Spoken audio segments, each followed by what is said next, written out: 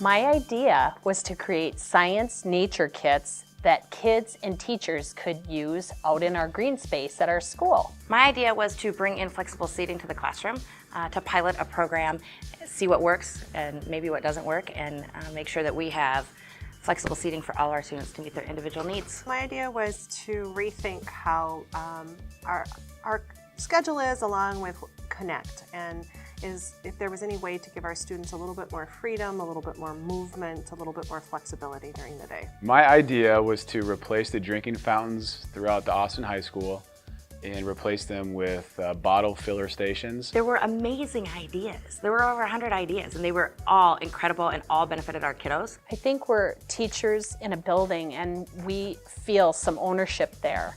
And we have passions for our classrooms and for our students. And if you don't say anything, your idea, there's no chance it's going to happen, right? So you got to put yourself out there and see where it goes. Whether you think your idea is simple or you think it's a complex one, just submit it and you never know what'll happen. I would encourage anyone who has an idea to do it.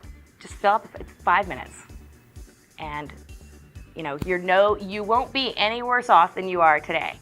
And you might have something that can really make a difference in the lives of our kids, and they're worth 5 minutes.